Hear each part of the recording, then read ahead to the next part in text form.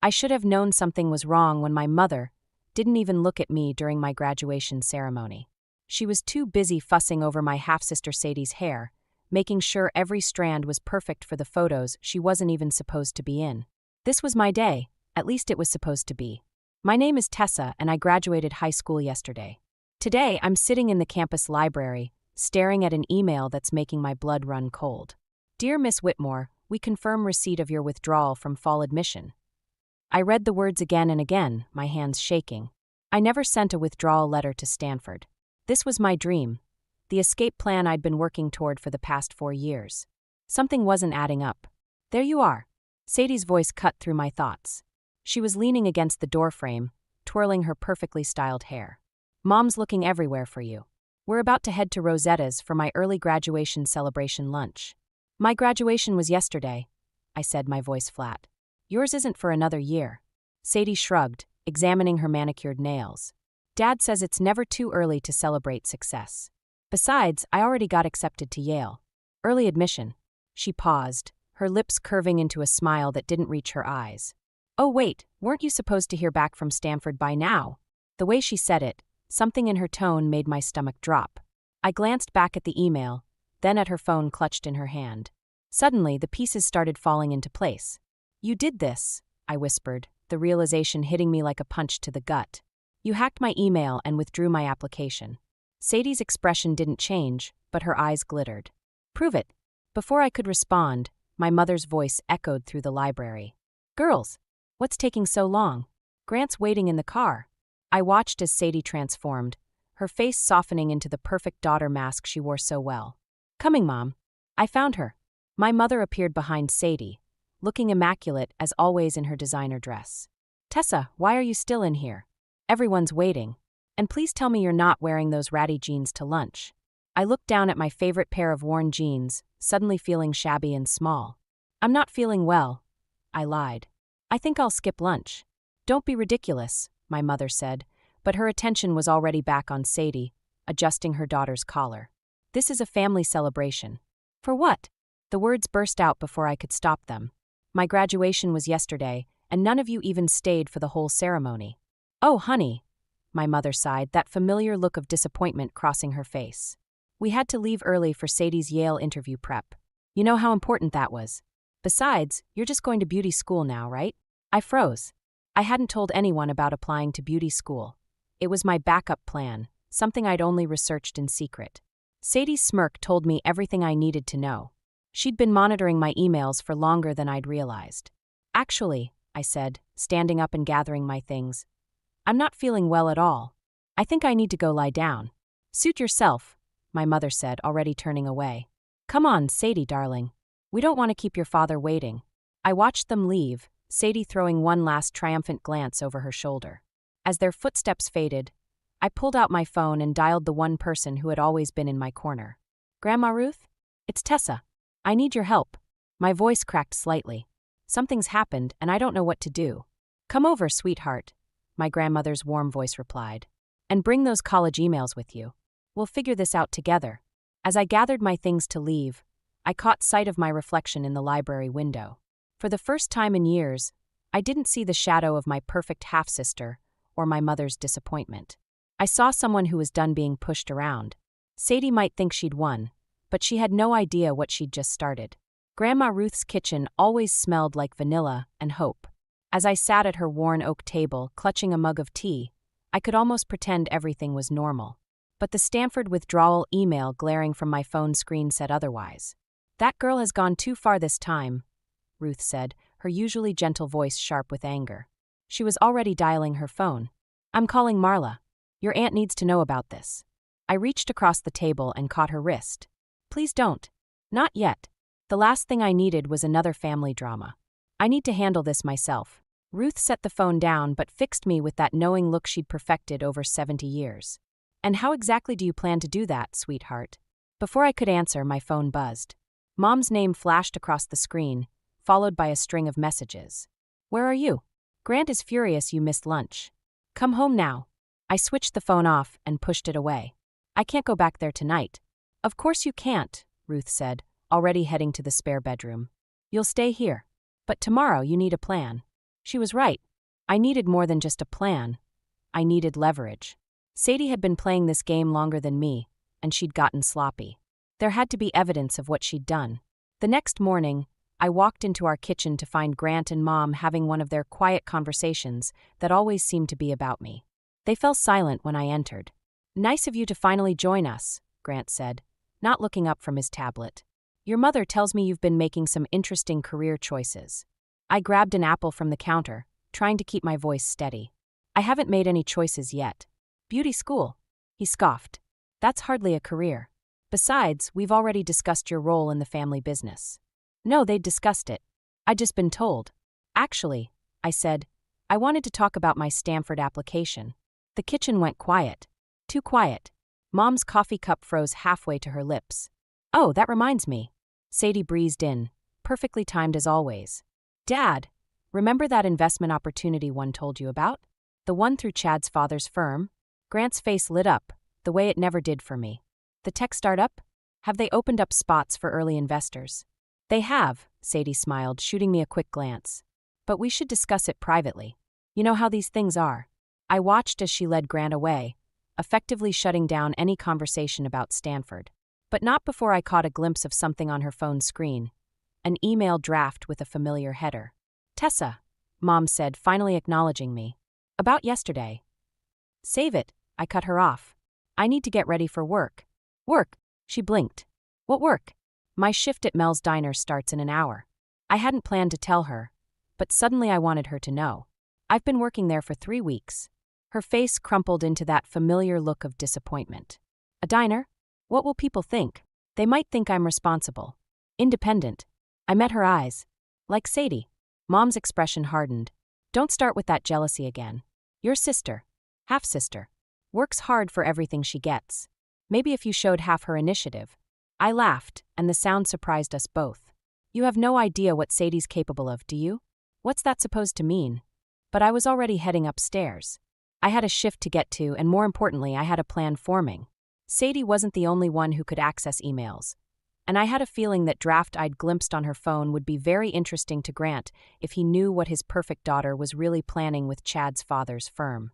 As I changed into my diner uniform, I heard Sadie's laughter floating up from Grant's study. She thought she had everyone fooled. But she'd forgotten one thing. I'd been watching her tricks for years. And now it was my turn to play. The thing about working at a diner is you hear everything. People forget you're there, like you're just part of the furniture. That's how I overheard Chad Miller bragging to his friends about the foolproof investment scheme he and Sadie were planning. I was wiping down their table when Chad's words made me freeze. "Grant Alden won't know what hit him," Chad laughed, not noticing me. "Sadie's got him wrapped around her finger. One signature from Daddy Dearest, and we're set." My hand tightened around the rag. Before I could hear more, Mel called me from the kitchen. "Tessa, your grandmother's on the phone. Says it's urgent. Ruth never called me at work." Something was wrong. "Sweetheart," her voice was tight with worry. "Sadie's here. She's telling your mother some pretty serious stories about you." My stomach dropped. "What kind of stories?" "She's saying you've been stealing from Grant's office. That you're trying to sabotage her Yale acceptance." "Tessa, she has screenshots." "Of course she did. Sadie never made a move without backup." "I'll be right there," I said, already untying my apron. When I pulled up to our house, Aunt Marla's car was in the driveway. Great. Sadie had called in the whole cavalry. Inside, they were waiting in the living room like some kind of intervention. Mom was crying, actually crying, while Sadie sat beside her, the perfect picture of concern. Grant stood by the fireplace, his face stormy. Aunt Marla looked uncertain, glancing between everyone. "Show her," Sadie said softly, handing her phone to Grant. He thrust it at me. On the screen was an email draft, one I'd supposedly written, detailing plans to hack into his company's accounts. It was dated the same day as my Stanford withdrawal. "I didn't write that," I said, but my voice sounded weak even to me. "It's from your email account," Grant said. "Just like the Stanford withdrawal." Which I also didn't write. I looked at Mom, pleading. "You have to believe me. Sadie's setting me up." "Oh, here we go again," Sadie sighed. "Always blaming me for your mistakes." "Mistakes?" I laughed, the sound harsh and unfamiliar. "Like how you and Chad are planning to scam Grant out of his investment money?" The room went silent. Sadie's face flickered for just a moment before she recovered. "What is she talking about?" Grant demanded. "She's lying," Sadie said quickly. She's just jealous because Chad asked me to prom instead of her. I heard him at the diner, I pressed on. Ask him about the foolproof investment scheme you two cooked up. Enough.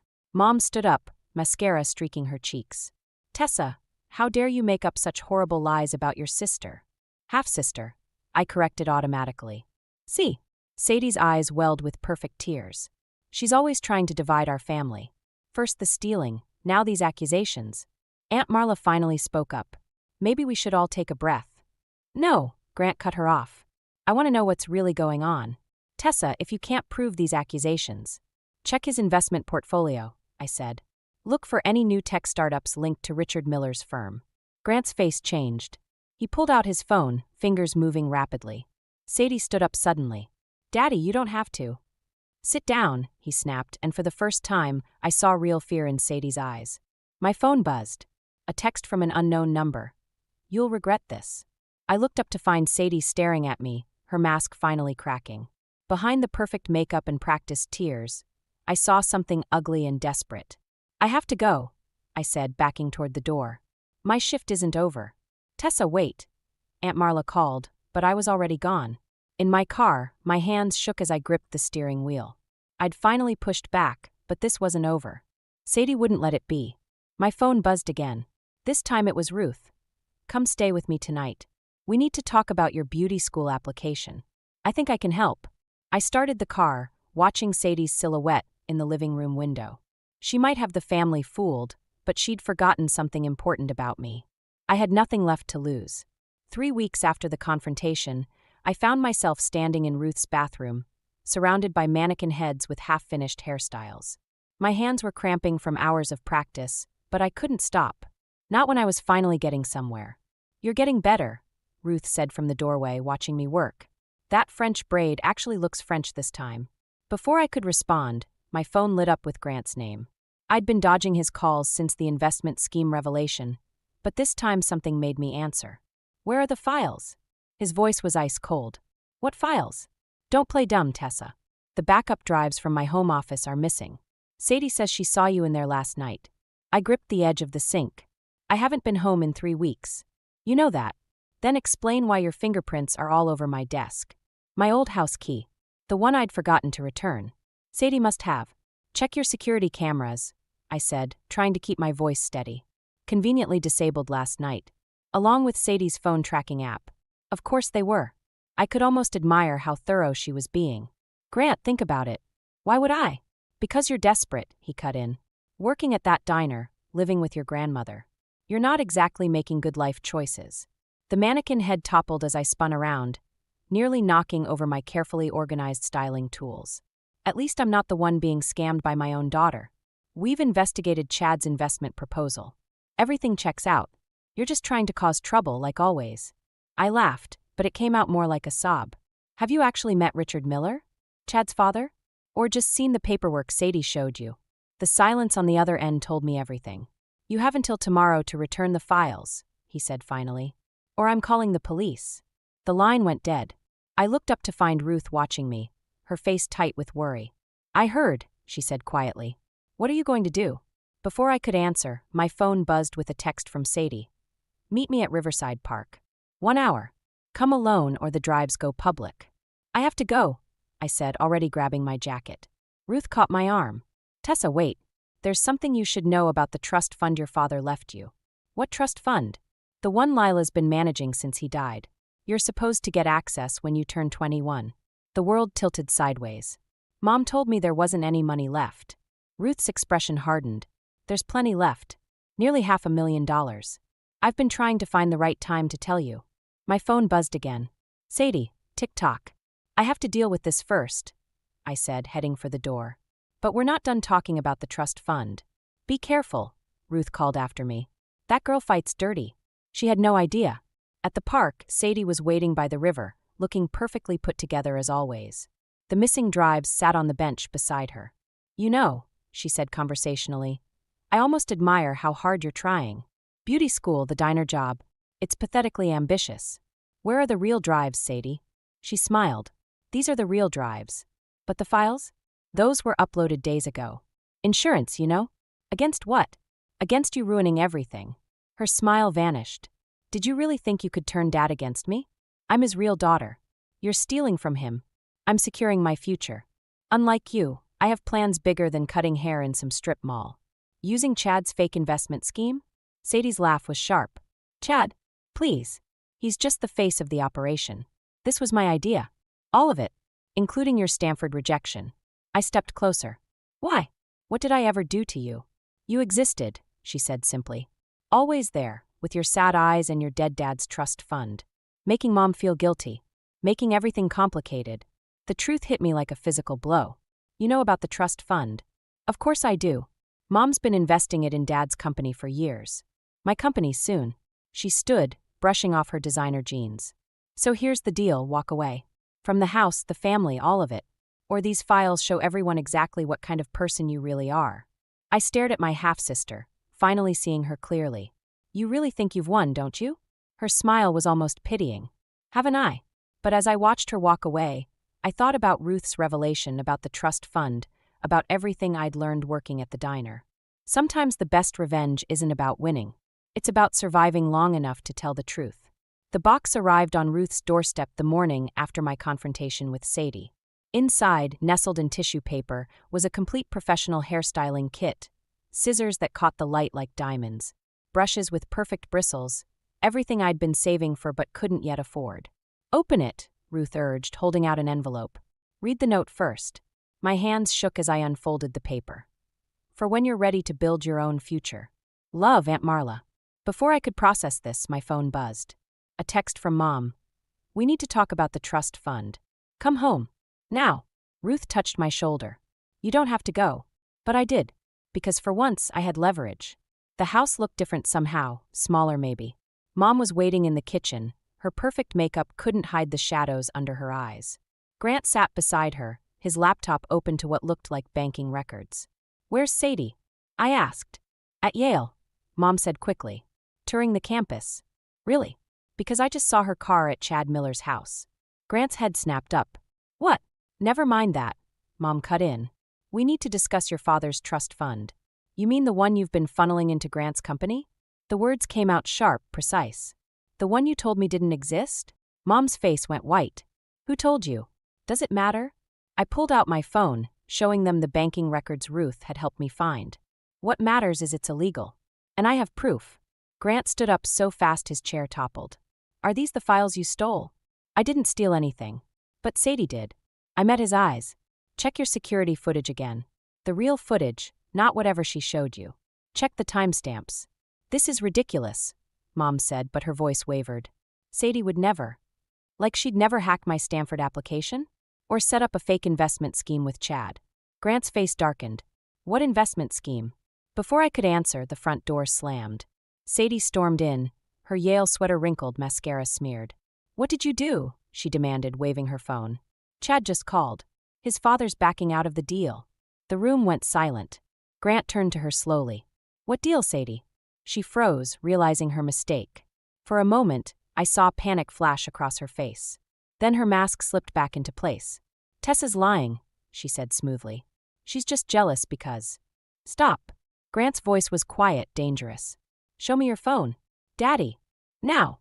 As Sadie handed over her phone, I saw something I'd never seen before. Fear in her eyes. I should go, I said, picking up my bag. But first, I turned to Mom. I want my trust fund transferred to my name. All of it. Or I go to the police with proof of embezzlement. You wouldn't, Mom whispered. Try me. I walked out, leaving chaos behind me. Through the window, I could hear Grant's voice rising, Sadie's protests, Mom's sobs. Back at Ruth's, I found her in the garden, tending her roses. She looked up as I approached. How did it go? I sat beside her, feeling the weight of years lifting from my shoulders. I think I just burned every bridge I had left. Sometimes, Ruth said, pruning a dead branch, bridges need to burn so you can build better ones. My phone buzzed again. A series of texts from Sadie. You're dead to this family. Hope you're happy now. You have no idea what you've started. I switched off my phone and picked up the hairstyling kit Aunt Marla had sent. The scissors felt right in my hand, like they'd been waiting for me. Want to be my first official client? I asked Ruth. She smiled, touching her silver hair. I thought you'd never ask. As I began setting up my supplies, I caught my reflection in the window. I looked different, stronger maybe, or just more certain. Sadie was right about one thing. She had no idea what she'd started. Because sometimes the best revenge isn't about destroying someone else's future. It's about finally building your own. The first rock crashed through Ruth's front window at midnight. The second one had a note attached. Leave town or worse. I knew who sent them without reading the signature. Ruth insisted on calling the police, but they just took notes and left, saying there wasn't enough evidence. Of course there wasn't. Sadie never left evidence. The next morning, I found Grant's prized Aston Martin parked in Ruth's driveway, its pristine silver paint now decorated with long, deliberate scratches. My house key was stuck in the driver's door. I didn't do this. I told the officers who showed up 20 minutes later. But Grant and Mom were already there, Sadie crying perfectly timed tears beside them. Security footage shows someone with your build, Grant said, his voice cold. Using your key. That's impossible. I was inside all night with. With me, Ruth interrupted, stepping forward. Tessa never left the house. The cameras don't lie, Sadie sniffled. Just like she didn't lie about destroying my Yale acceptance. I spun toward her. What? The admission office called this morning, Mom said, not meeting my eyes.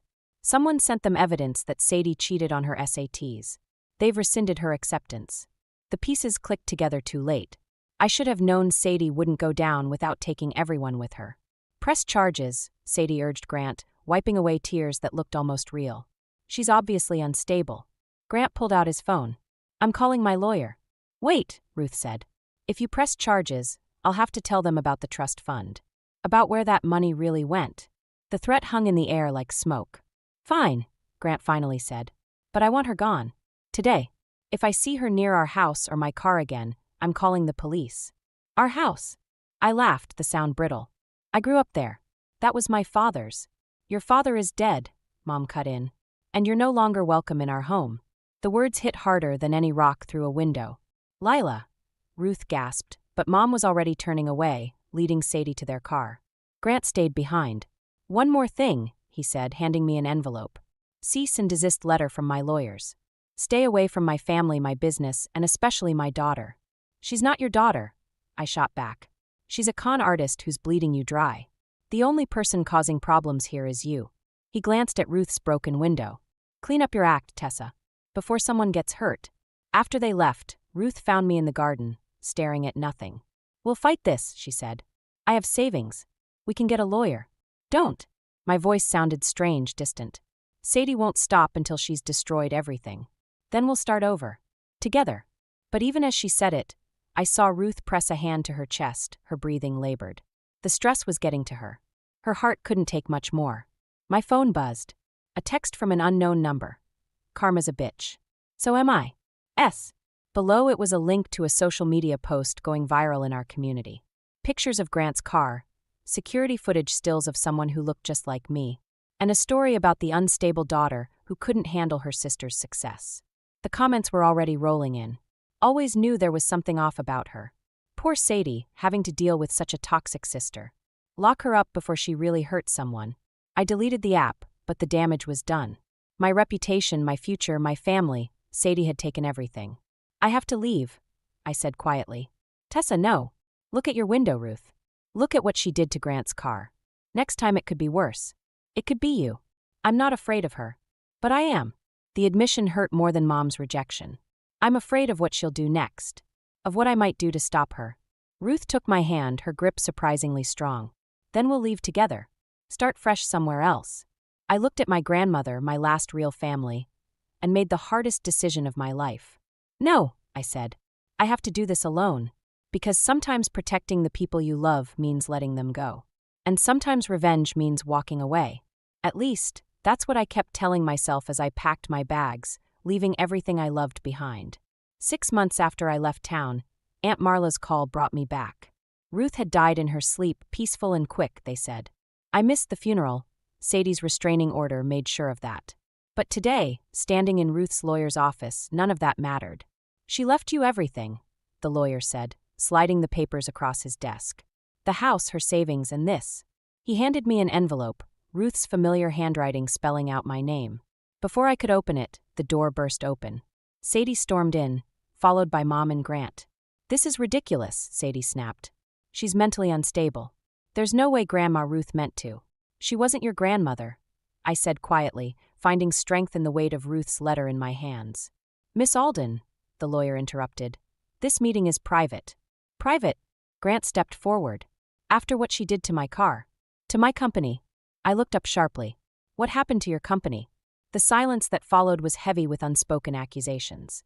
Sadie's face had gone pale, her designer clothes suddenly looking cheaper, worn. The investment scheme, I realized. It wasn't just Chad's father, was it? How many fake investors did you create, Sadie? Shut up, she hissed. The SEC is investigating, Grant said, his voice hollow. We've lost everything. Mom wouldn't meet my eyes. We had to sell the house. I opened Ruth's letter, needing her words more than ever. As I read, my hands began to shake. All these years, I whispered. She was gathering evidence. About the trust fund, about Sadie's schemes, everything. I looked at my half-sister. She knew what you were doing before any of us. Sadie lunged for the letter, but I was faster. You can't prove anything. Actually, the lawyer cleared his throat. Mrs. Whitmore left quite extensive documentation, including emails between Miss Alden and various fake investment accounts. You're lying, Sadie's voice cracked. Daddy, tell them. Enough. Grant's shout made us all jump. Haven't you done enough damage? Sadie's mask finally cracked. I did it for us. For our family. No, I said, standing up. You did it for yourself. Just like you sabotaged my Stanford application. Just like you framed me for vandalizing Grant's car. You have no idea what it's like, she spat. Being perfect all the time. Never making mistakes. While you got to be the tragic victim everyone felt sorry for. Sorry for? I laughed. You took everything from me. And now I have nothing. Tears streaked her makeup. So congratulations. You won. I looked at my sister, really looked at her, and felt something unexpected. Pity. This wasn't about winning, I said, gathering Ruth's papers. It was about surviving you. What are you going to do? Mom asked, speaking for the first time. Press charges. I thought about Ruth, about revenge, about the cost of hatred. No, I said finally. I'm going to open a salon. In Ruth's house. I turned to Sadie. And you're going to stay away from me, or these documents go to the SEC. You can't. I can. And I will. I headed for the door, then paused. You know what the difference is between us, Sadie? I never needed to destroy you to prove my worth. Outside, the spring air felt clean new. Ruth's letter was warm in my pocket, filled with love and one final gift. The truth that would keep Sadie out of my life forever. My phone buzzed, a text from the beauty school I'd applied to. Application accepted.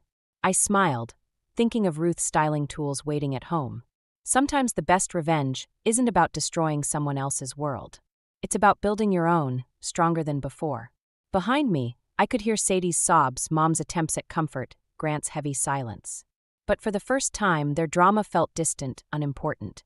I had a salon to open, a life to build, and finally, the power to make it happen on my own terms. 1 year after Ruth's death, I stood in front of my salon mirror, watching the morning light stream through newly installed windows. The sign outside read Ruth's Grace, a tribute to the woman who made it all possible. The bell chimed. Through the reflection, I saw Mom standing in the doorway, looking smaller, somehow less certain. We're not open yet, I said, continuing to arrange my styling tools. I know. She clutched her purse like a shield. I saw the article about you in the local paper. Young entrepreneur transforms historic home into thriving business. I turned, really looking at her for the first time in months. The designer clothes were gone, replaced by department store basics. Sadie's downfall had affected them all. What do you want, Mom? Sadie's in therapy, she said abruptly. Grant's filed for divorce. Everything's. She trailed off. Falling apart? She nodded, tears threatening. I found this in our old house, while we were moving out. She held out a worn envelope. It's from your father. My hands shook as I took it. Inside was a faded photograph, me at 5, sitting in his salon chair, playing with his styling tools. On the back, he'd written, "My little artist following in my footsteps." I never told you, Mom said softly, but the salon was his dream too. Before the cancer. She stopped, composing herself. I was wrong, Tessa. About everything. The bell chimed again. Aunt Marla walked in, carrying a box of old styling magazines. She froze when she saw Mom. I should go, Mom said quickly. Stay. The word surprised us both. I could use help organizing the magazine collection. If you want. As they sorted through the boxes, I opened the final letter from Ruth, the one I'd found hidden in her styling kit. Dearest Tessa, by now you've probably figured out why I kept such detailed records of Sadie's schemes. But that wasn't my real gift to you. Your father left you more than just a trust fund. He left you his talent, his dream. I saw it every time you picked up those scissors. Sometimes the best revenge isn't getting even. It's getting free. A text lit up my phone.